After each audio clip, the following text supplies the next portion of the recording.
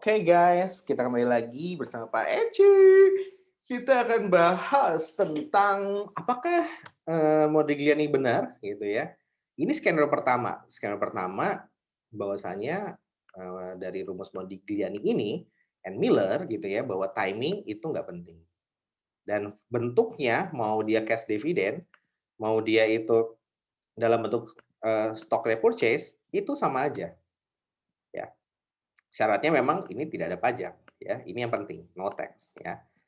Nah, tadi sudah kita bahas bahwasanya ketika timing tidak penting, ya kita lihat ya bahwa kita sudah buktikan bahwa bisa terjadi timing itu tidak penting ya, karena, kalau kita batasi dengan terminal value hasilnya pun akan sama.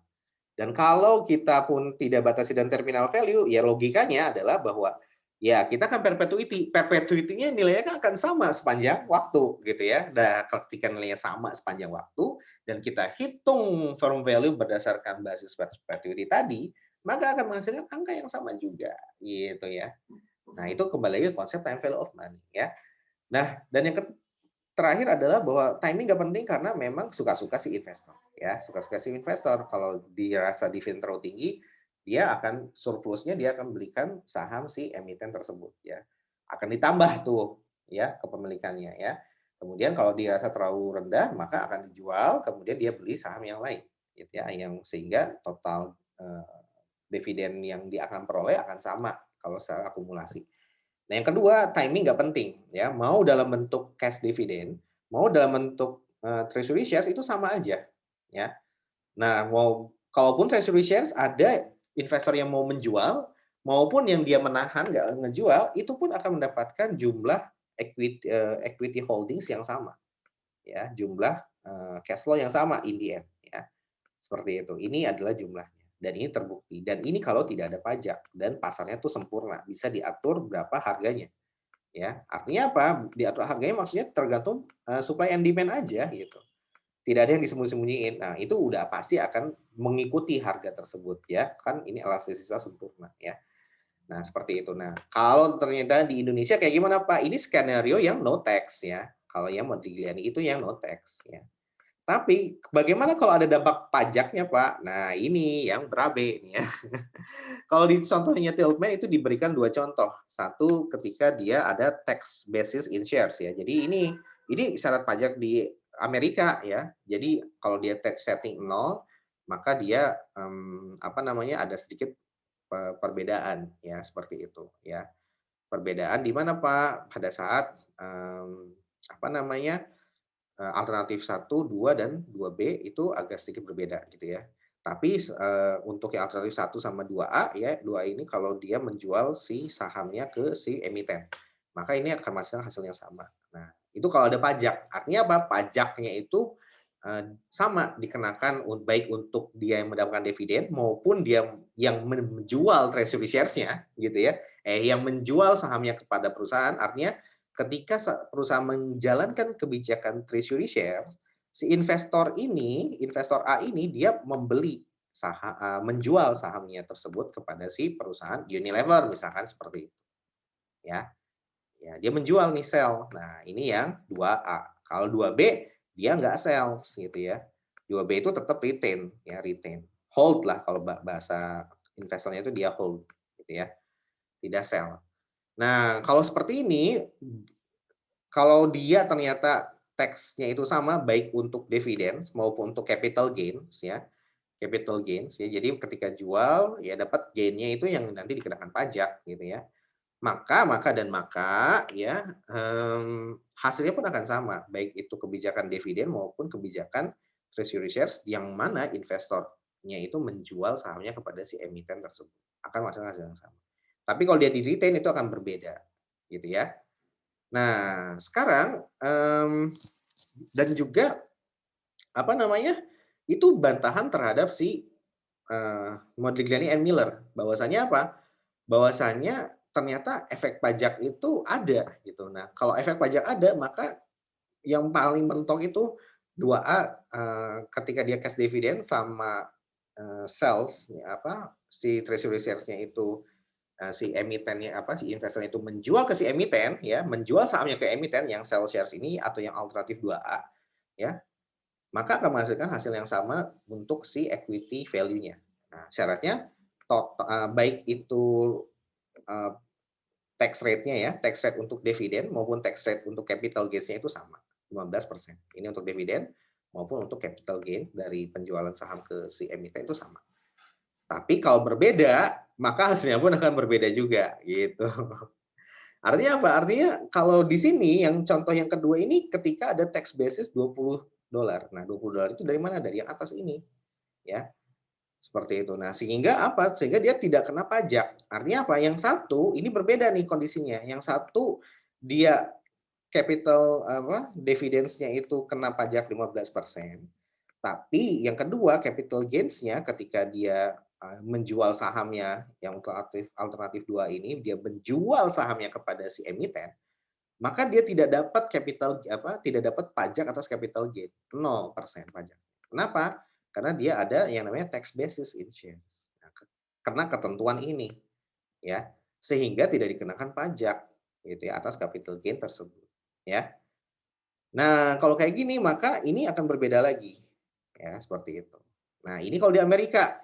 Artinya apa? Kalau di sini ini kita bisa simpulkan yang ketiga ini modelnya adalah bahwa dividennya 15%, untuk capital gain dia 0%. Nah, seperti itu ya. Nah, inilah yang terjadi di Indonesia, ya. Nah, tapi ini pun berbeda kalau untuk, di Amerika ini kan part of pajak si badannya ya. Dividennya itu masuk ke PPh badan, gitu ya. Sedangkan kalau di Indonesia ini berbeda bentuknya, Ferguson.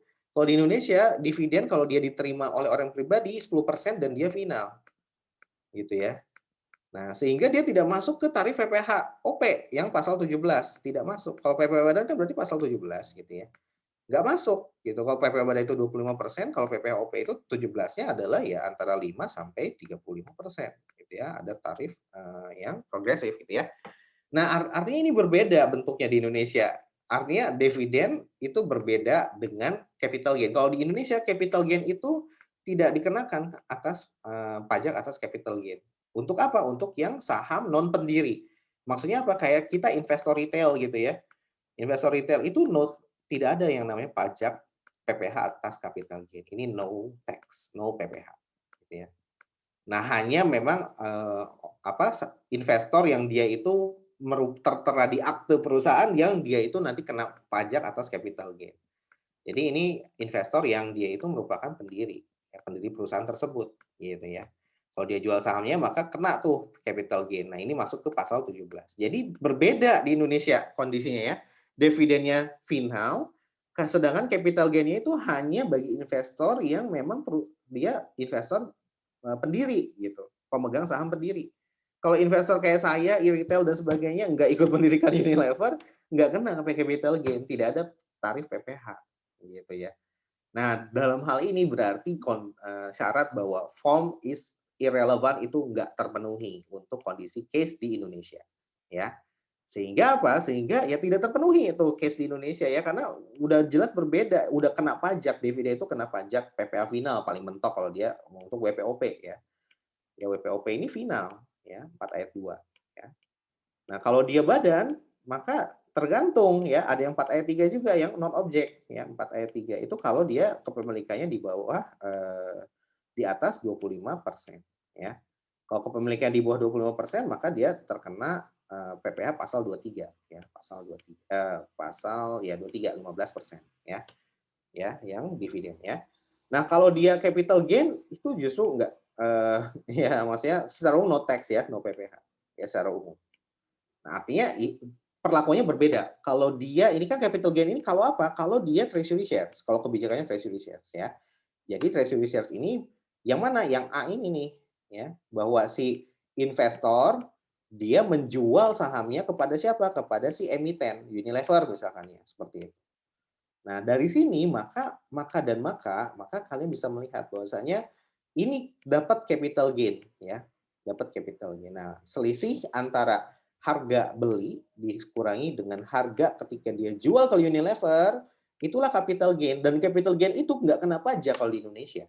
Artinya kalau perusahaan ingin, mengembalikan, cash mendistribusikan cash kepada si Investor kalau dia dengan caranya dividen, maka akan menghasilkan dampak yang berbeda. Ini macamnya banyak, ya. Tapi kalau dia melakukan pendekatannya itu dengan treasury shares, maka dia tidak kena pajak, ya, secara umum. Karena capital gain-nya atas capital gain itu tidak kena pajak, tapi atas penjualnya dia final sih. 4 ayat 2 juga dia final, ya, atas penjualannya. Ini 0,1%, ya.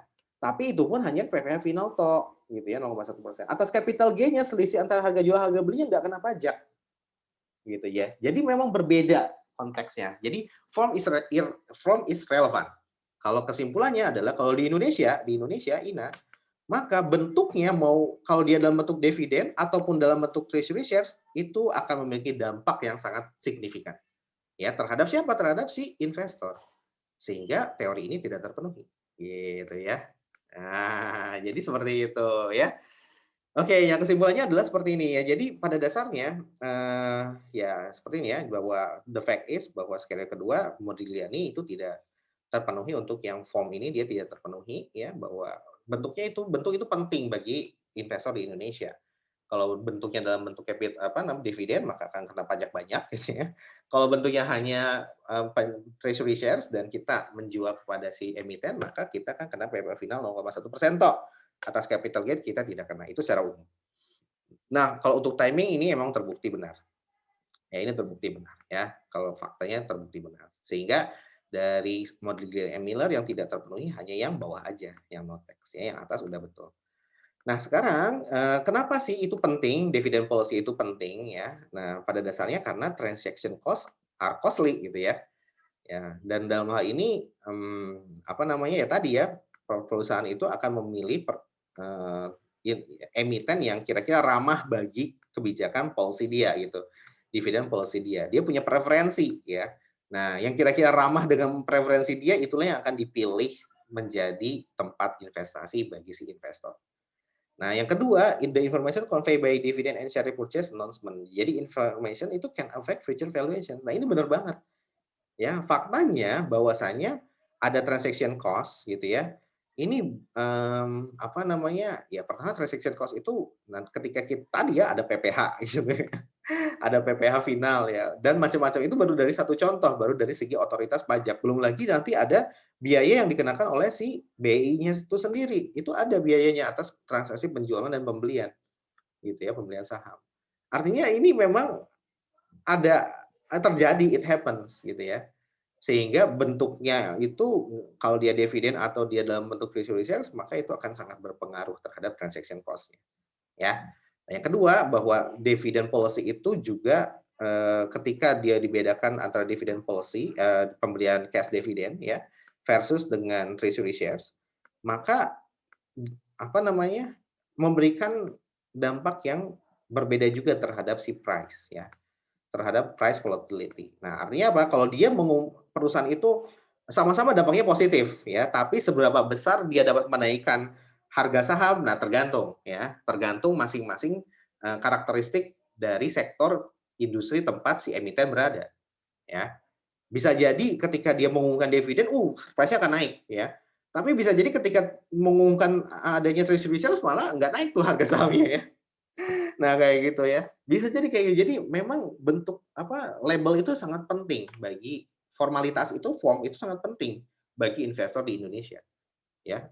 Di Amerika apalagi, gitu ya. Jadi ketika ada pengumuman dividen, justru akan menaikkan harga pasar, dari, saham si emiten tersebut, ya. Nah, inilah yang dimaksud dengan stimulus, positif ya, stimulus positif, ya, seperti itu. Stimulus bagi siapa? Bagi si pasar modal.